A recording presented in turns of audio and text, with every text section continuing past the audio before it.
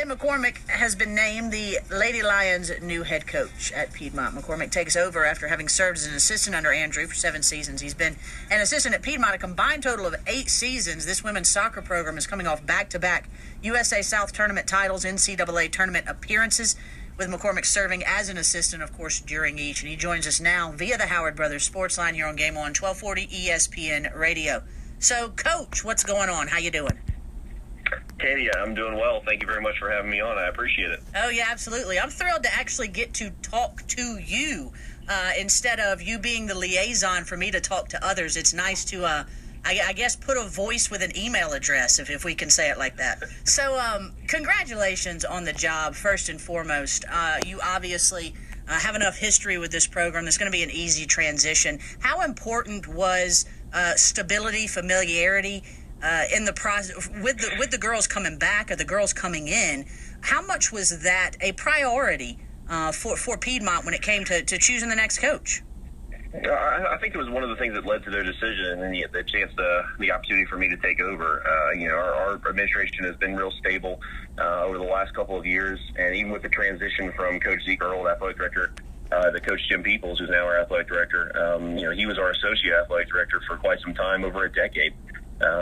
So the stability it speaks to the volumes as far as our administration and how stable the institution has been in the make transition easy. And I was very fortunate to be afforded the opportunity, and it's exciting me, and I think it's exciting for the girls too. All made mentions that it would be different, I think, if somebody was coming from the outside, but they know me and they know how I operate.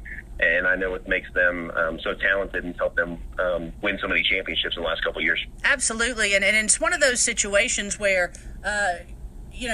you'd like to think it's a don't fix what isn't broken scenario, but there's also a need for you to put your own stamp on this program. So what's your philosophy going in? What are your priorities going in? I think our philosophy will stay relatively the same. Making your own mark as a coach is something that gets you in a little bit of trouble. I mean, we've really done a very good job here over the last couple of years of recruiting good players, and I think that's what, with all good coaches, they have one thing in common, and that's that they recruit good players. So our philosophy will stay the same in that we'll continue to recruit good players who are the right fit for Piedmont College, both academically as well as athletically. And then we'll keep the same attacking style that we've always had. We have a very aggressive mentality, and we bring in the kind of kids who fit that mentality, who want to attack, want to get forward, want to score goals. We've done very well defensively, but we want to play an attractive style that's something that's attractive to both fans and players alike. And that's really what we want to be known for, is that attacking team that continues to pour it on. Before we get into more specifics about Piedmont College women's soccer, and again, folks, we're talking to their new head coach, Tim McCormack, here on the Howard Brothers Sports Line, Game On, 1240 ESPN Radio. So happy that he is able to join us this morning. Give us an idea. What's your background? Give us a rundown. Sort of introduce yourself to us, if you will. Sure. I came to Piedmont back in 2008 as a graduate assistant. Prior to that, I was coaching while I was actually still playing in college. I spent time as a varsity boys a soccer coach at a Catholic preparatory school down in Montgomery, Alabama, while I was attending Huntington College. And then while I was there, I suffered an injury my junior year that caused me to miss my senior season. So I stayed on as a student assistant because the coaching staff knew that I wanted to get into coaching. And it was at that time that Stephen Andrew came down to Huntington to become our women's soccer head coach. He was only there for a season, but he made a huge impact on me in my coaching career. And he actually left to come back up to his alma mater here at Piedmont to take over the women's program then. And that was kind of one of our conversations while he was down in Montgomery was I have an interest in coming back up as a graduate assistant, and I did. Started on the men's side under Jimmy Stevens because they had a graduate assistant that was finishing out her career. And then I transitioned over to the women's side to work with Stephen. Spent a year as his graduate assistant, and then he graduated here from grad school at Piedmont and became the sports information director. And it was really a way for me to stay involved in coaching, especially here at this program because of what we had built. So I did that for an additional 2 seasons. I was fortunate enough to get offered the head coaching position for the men's side down at my alma mater, down at Huntington College. So I went down there for a season, had a lot of success bringing in a lot of good players, and transitioned from there shortly back up to Piedmont in an administrative role. And part of my idea coming back up as an assistant athletic director at that time was to stay involved in coaching and continue to coach against Stephen.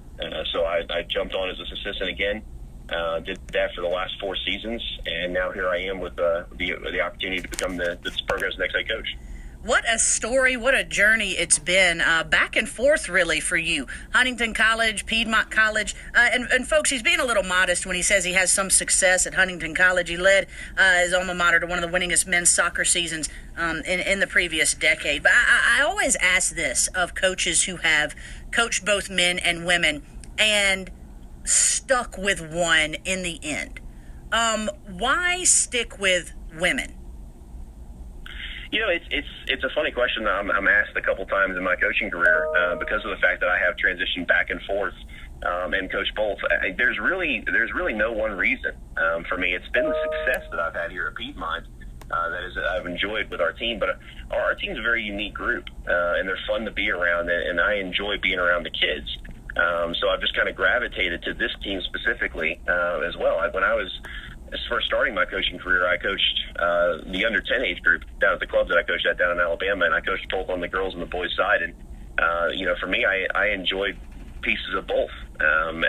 For me, the biggest difference is I want the relationships with the players to be good, and that's what really why we coach is the relationship with the players and the chance to have an effect on someone's life.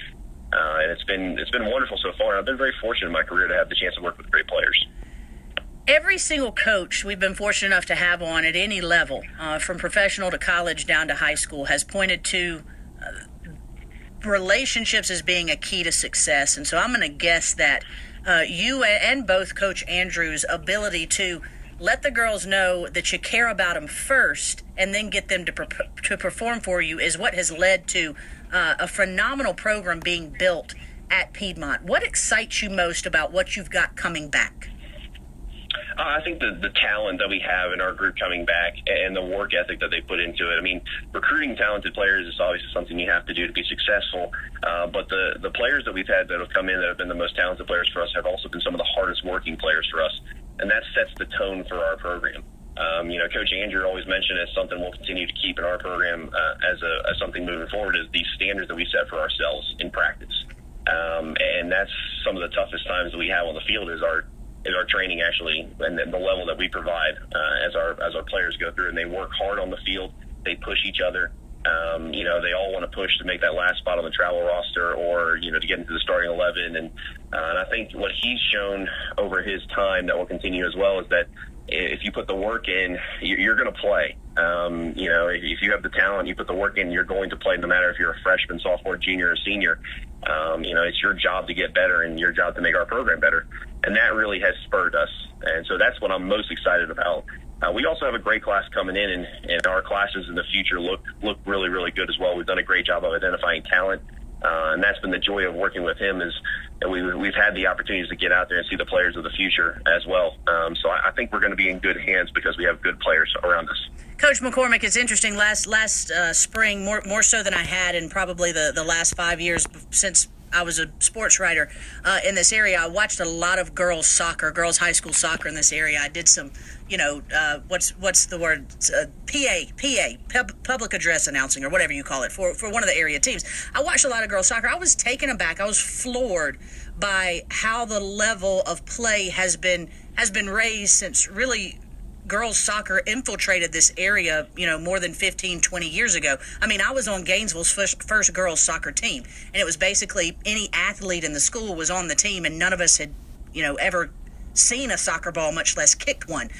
So the level of play around here is remarkable, has risen to such high levels. It's got to be fantastic for y'all to not have to go far outside your front door to get young ladies who can compete at the college level.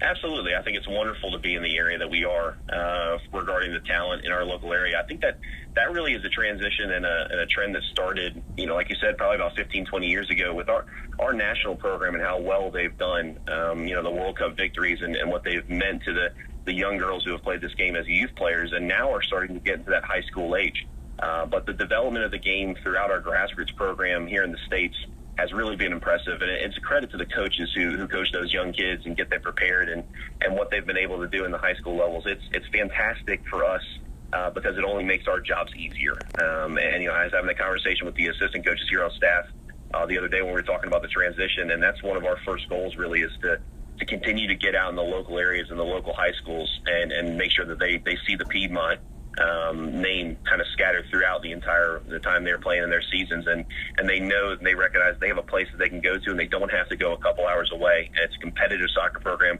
with a wonderful education that's going to prepare you for life when you get done in 4 years. I think that's what mom and dad want to hear especially. We're not going to keep Coach McCormack too much longer. New Piedmont women's soccer coach Tim McCormack joining us via the Howard Brothers Sports Line, game on 1240 ESPN Radio. But I'm frankly finding the conversation with you to be quite nice, quite fluid, and really, truly riveting if you want to know the truth. I'm interested in this. You have been a head coach a few places.